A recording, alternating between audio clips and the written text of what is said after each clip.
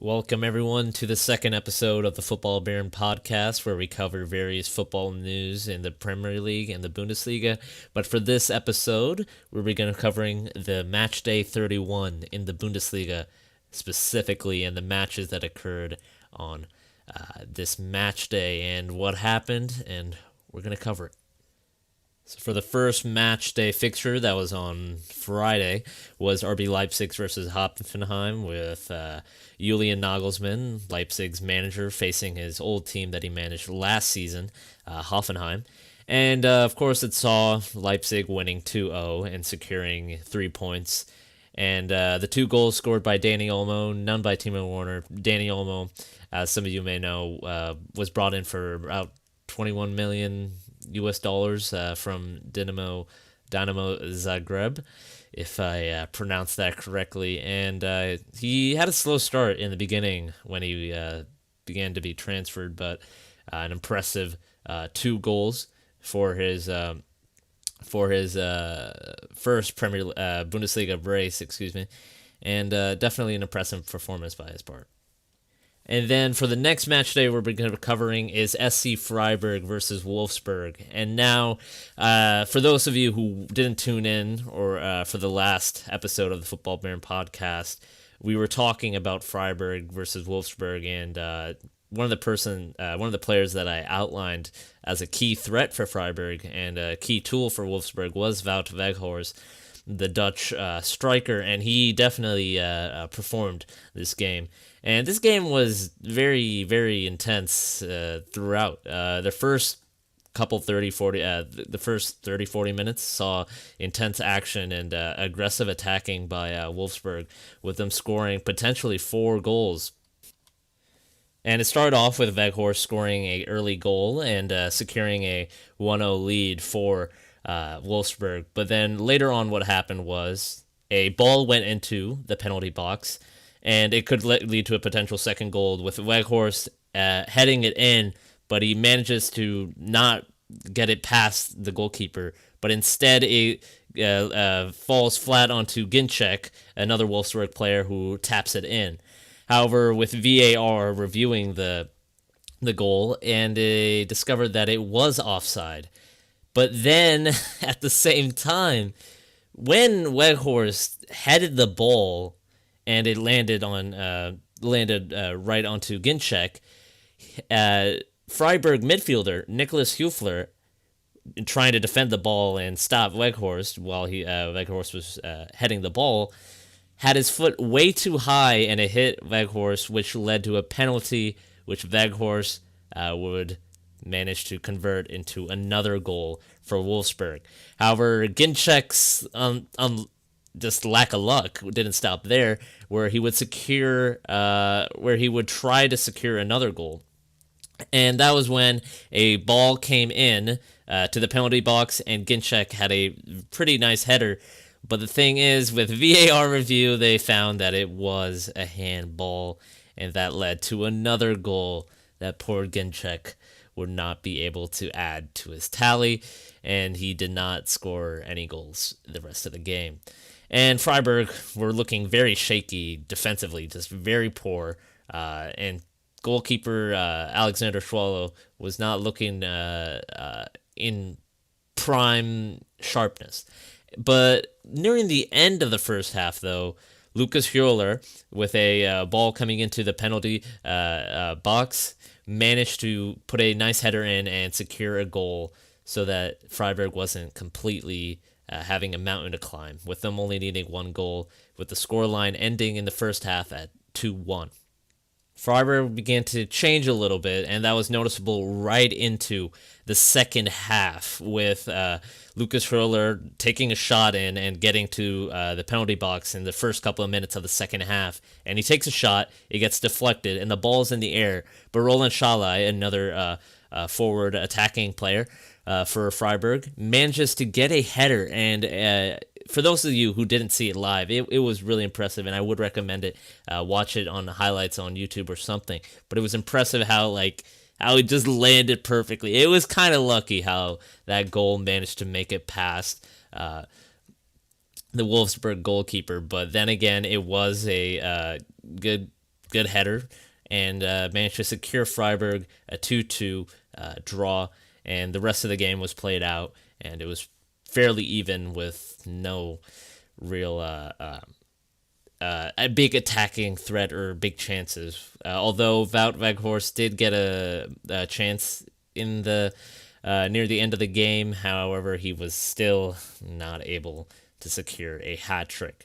And definitely Wout Weghorst. I mean, he could still transfer, and we were talking about it on the last episode of the podcast that he could transfer to Liverpool or an English club because he's so he fancies going to an English club, and that could happen with such impressive performances.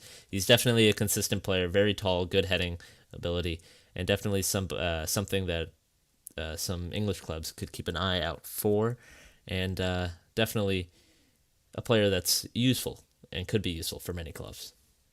In the relegation match fixture with SC Paderborn and Werder Bremen, we were talking about how it would be a feisty one, a good game for two teams that are nearing relegation and should definitely be worrying about relegation. They managed to. It was a crazy goal-filled game with a dominant Werder Bremen side getting those crucial 3 points and securing a win with 4 goals, and Paderborn only having 1. Paderborn is most likely now definitely going to be relegated, and they will have to go back to the Bundesliga 2. Another major match was, of course, Bayern Munich versus Borussia Mönchengladbach. Gladbach, of course, trying to maintain their 4th place and keep Leverkusen out of 4th place and make sure that they get Champions League qualification, and, of course, Bayer Leverkusen doesn't.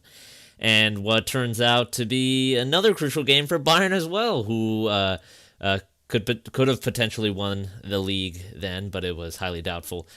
And we're trying to get those 3 points and ultimately lead to their 8th consecutive title. However, it was a good early start, very good early start for Bayern with Jan Sommer, who got out a goal, and he's very far from his goal, like on a little bit below it, and he passes to a player, but it's kind of a botched player, and it arrives to Xerxes, who just has a good finish and scores the ball from a good distance. But then again, the goal didn't really have a goalkeeper, so of course it was a little easier. But good on him.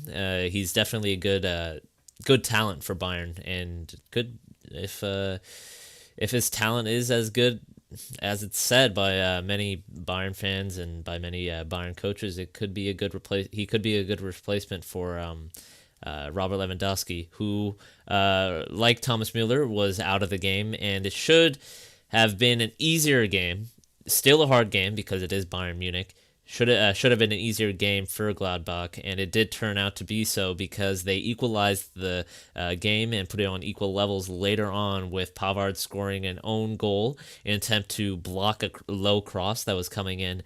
And another major problem that did appear for Gladbach, who had a better chance now that Lewandowski and Müller weren't there, who were Bayern's top goal scorers, and Müller, who was the top assist, who had the most assists in the league, with Lewandowski also having the most goals in the league. They had a better chance. Of course, it was going to be still hard, as I said earlier, but it did turn out to be on level terms. But Gladbach had a major injury problem early on in the game with Marcus Thuram, who, after a collision with Jerome Boateng, just couldn't play out the rest of the game. He got up later in the game, but then you could just see him. He was limping, and unfortunately they did lose a key player for them as well, and Briel Embolo went on for them. And for the rest of the game, Bayern Munich was still looking strong, and they hadn't been able to score a goal in the second half. However, a loose ball goes between the legs of a Bayern player. I don't recall who it was, but it arrives to Pavard, who crosses it in, and Goretzka just taps it in the 86th minute, making sure that Borussia Mönchengladbach would get no points and Bayern would get those 3 points to get closer to the Bundesliga title. And now moving on to our final fixture, a game that I just watched because as we're recording, it's 3:07 p.m. for Eastern time. And the Bayer Leverkusen versus Schalke game just recently, like a couple hours ago, just finished. And what a game it was. Really, it was supposed to be a game that was lopsided, with Leverkusen securing an easy 3 points and taking the fourth place position from Gladbach, because Schalke, as if you didn't know, was in poor form, very poor form right now. And they have a lot of injury problems, with many of their players being out, many of their senior players, and they had to rely on a lot of youth players to take in. And one of the biggest like acknowledgments, or biggest factors, or biggest examples, is that on their bench they didn't. There's only one backup goalkeeper, but they had two backup goalkeepers and only five outfield players. So that was just an already example of how lacking in depth they were, with all the injury problems and them relying on their young players. But in fact, it was an impressive show, a very impressive show from Schalke's youth players. And Schalke's academy is, of course, incredible, producing some amazing players, and such as Julian Draxler, who, let's be honest, has been wasted by PSG, and Manuel Neuer, who is, of course, one of the greatest goalkeepers of all time, and, of course, Leroy Sané, who is of Manchester City, and that just proves the reputation of Schalke's youth academy. But then again, that's just their history, and Schalke has, of course, been relying on their history for now, and they haven't been living up to it. But Schalke did perform very well today. With their youth players and their whole team pressing Leverkusen, with Leverkusen being caught off guard by how they were pressing them so confidently. And it was a very strong early half, first half for Schalke, with Leverkusen not being able to get into the game. Kai Havertz, the talisman player for Leverkusen, wasn't really able to get into the game as well, because he just returned from an injury problem for his knee and had a couple difficulties. When you were watching the game, if you were, you could see him, like, he got a couple touches on it, but he really couldn't get much he couldn't do much with it because of Schalke's defense. And first half was goalless, and second half it started with a handball from a Leverkusen defender, and Daniel Caligiuri, was the penalty taker and managed to score the goal for Schalke to give them an early lead. But for the rest of the game, they did start to become a little slow, a little more tired, and Schalke would concede a goal when a ball went into the penalty box for Paulinho, a substitute. But then again, a Schalke defender trying to secure and stop the Leverkusen attacking player, but manages to mess it up. Juan Miranda, Schalke's defender, he gives away a goal, and an own goal is given for Schalke, and the game is equalized. But most importantly for Leverkusen fans and the table as a whole, with that draw, it leads to Leverkusen moving up to fourth place, snatching that fourth place from Borussia Mönchengladbach, and making sure that they're in the Champions League qualification zone for the time being. And Leverkusen just will be looking to maintain it and not let themselves lose it. And, of course, Gladbach, who gave it away, will be looking to chase back after it and secure that fourth place. All right, some quick rapid-fire topics for everyone. Well, for those who watched the Borussia Dortmund versus Fortuna Düsseldorf game, where Erling Haaland scored a late header and secured a win for Borussia Dortmund at the expense of Düsseldorf's heart. Lucien Favre, Dortmund's manager, he injured himself when he started celebrating. Definitely a clip to watch out for. Don't want to, laugh at his pain, but it was definitely a little funny seeing him injure himself right after celebrating. And that joyous response to a late goal wasn't exactly a good reaction from his body, leading to him getting injured a little bit. But I wish him well, and hopefully he feels better. And those of you who didn't tune in for the last week of the Football Baron podcast, we were talking about Vladimir Dorita, who is a Czech midfielder for Hertha Berlin. He, last week, broke the record that he did the week before of the most distance covered, and he scored, I think he ran like over 10 kilometers or something. And unfortunately, our wishes did not come true. He didn't break the record again for the third time. But I was checking, while I was watching the Freiburg versus Wolfsburg game, I was checking the Bundesliga app and looking at the Hertha Berlin. I'm like, oh, he's pretty high up there. Like, I was like, holy crap, he's gonna score. But sadly, he didn't. He not score. Excuse me. He didn't break his record again. And let's hope he breaks it by the end of the season again. It would be really incredible. All right, now we're going to do a little bit more of a in-depth topic on Borussia Dortmund. In-depth as in like a more broad topic on Borussia Dortmund and, of course, RB Leipzig, who are, of course, the challengers for Bayern, but it's looking like they won't be challenging anything now that the season's pretty much almost over, with Bayern only needing to win against Werder Bremen to secure those 3 points, and they will win the Bundesliga from that game if they win.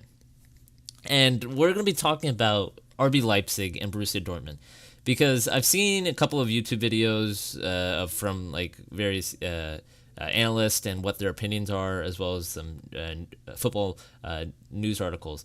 And some of them are blaming Lucien Favre for Dortmund for how they're just not able to live up every season. They get close in the beginning and praise is given, but they always don't manage to do it in the end. And I do think it's an important thing to highlight because, of course, how Dortmund isn't able to really win and win some crucial games that they should be winning. They manage to botch the game plan, and it ultimately leads to them not winning a title. And it lets Bayern win multiple titles, and it really should be down to what exactly is causing it.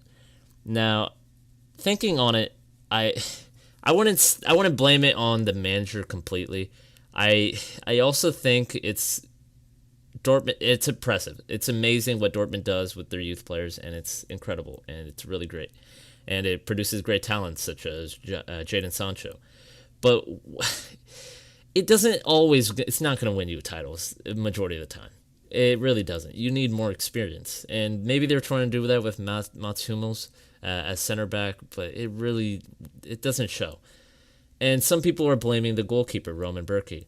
Roman Bürki's he's a good goalkeeper, but they might have a point. They could use a better goalkeeper, because when it comes to title-winning sides, it's good goalkeepers for the most part.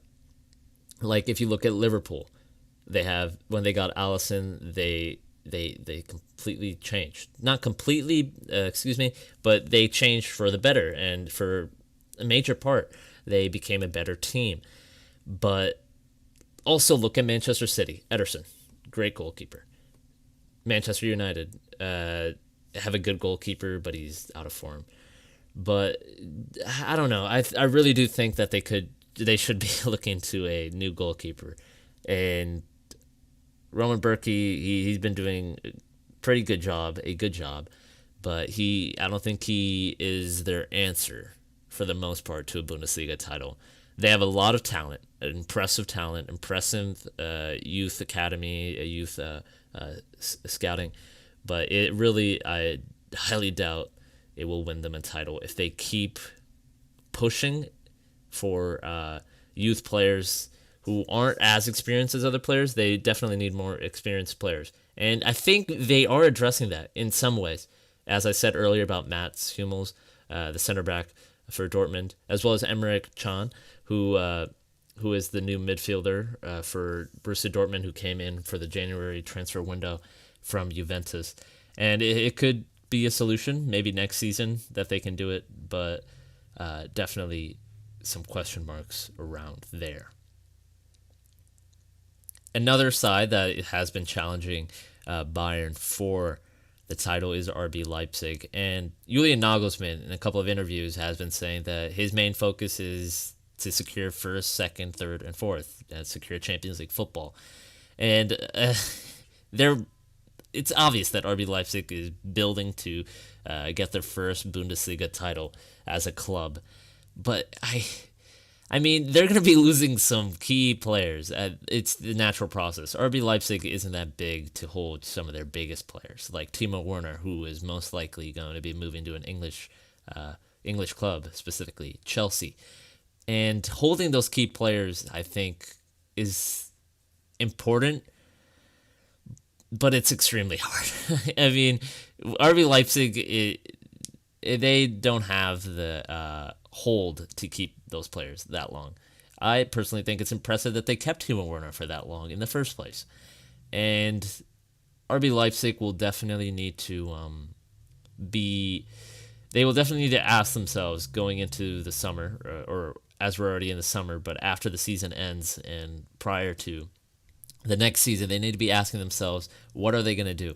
Who is going to replace Timo Werner? Because that is a big ask. Because Timo Werner is one of the best strikers in the league. I'd say the second best striker in the league, behind Robert Lewandowski. And how exactly they're going to replace him is going to be very important. They might bring in players from their large empire, because RB Leipzig is owned by Red Bull, and Red Bull has a lot of clubs and a large number of scouts who just scout everywhere and manage to find some of the greatest talent. And maybe they have a talent that's, could really use the first team match experience in the Bundesliga. And he could be the next Timo Werner or even better. But Julian Nagelsmann and RB Leipzig and the Red Bull empire as a whole will definitely need to be asking themselves how they're going to be challenging Bayern. Because Bayern, you could say that Bayern is getting weaker, but they really aren't. Hansi Flick has been doing an impressive job, and unless RB Leipzig invests a large amount of money into some bigger players, they did invest 28 million or in the January transfer window for Dani Olmo, but I don't think that's going to be the answer because he's only 22. He's not that experienced. But then again, like I said earlier, they definitely will need to be maybe splash cash, but that's not particularly RB Leipzig move. And it's definitely sad that that these two clubs aren't able to compete with Bayern as much as many fans would like, because I don't know for how many of you have seen the Bernd Leno quote from where he just says the Bundesliga is boring because Bayern just wins every year. And I wouldn't say the Bundesliga is boring. I wouldn't say that. It's a very entertaining league, but it gets annoying seeing Bayern win every single damn time. But good on them, good on the fans, and I just want to congratulate them for basically winning their 8th consecutive title. It's not confirmed yet, of course, but they will be winning their title unless they completely drop the ball. But good on them, and good on the fans, and that's impressive. Good for them. All right, another thing that I was thinking about is, now that the fans aren't able to come to the stadium because, of course, the coronavirus epidemic or pandemic or whatever you want to call it, the sound engineers who create the crowd noises and all that to recreate that atmosphere for the players and the people watching, hats off to them. It's impressive what they're doing, yeah. And at first when I saw it, I was like, oh, that's great. That's really nice. That's really cool. I like that. It really adds a lot of flavor to the matches again. But now thinking back on it, some of these sound engineers aren't really doing the perfect job. And I just want to say this again. It's not their complete fault, but it's the way it feels just very fake sometimes. It feels very, very fake. Like the transitions from the whistling and howling at the opposition players, and then the cheering, and then how it like transitions. It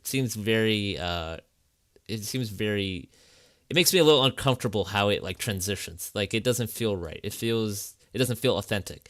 And of course I'm sure it never was meant to feel authentic completely, but I don't know. It's getting a little annoying for me hearing the weird whistling and howling at the wrong times, and then the random cheering. And it's something else. It's definitely something else, and just something I wanted to bring up. And if you guys disagree, just tell me. And yeah. All right, well, that does it for the Football Baron podcast, episode 2 of Matchday 31. I want to thank every one of you for tuning in, and I appreciate you guys listening to this new podcast. And I hope you guys liked it. If you do like it, of course, whatever platform you're watching it on or listening to on YouTube, make sure to subscribe and hit that like button. If you're listening to Apple Podcasts, Stitcher, Google Podcasts, or any of those, Spotify, make sure to follow us or subscribe to us, and tune into more of our podcasts as well. Rate us, and we would really appreciate that. And thank you again for listening to the Football Baron podcast. I hope to see you guys next, in a couple of days for the Premier League, before we do before match day, for whatever match day the Premier League will be resuming from, as well as the Bundesliga, where we'll be seeing Bayern try to clinch the title finally. And of course, again, as I said earlier, thank you for listening or watching on YouTube. And I appreciate every one of you who has stayed tuned. And I hope you all have a good day, and see you next time.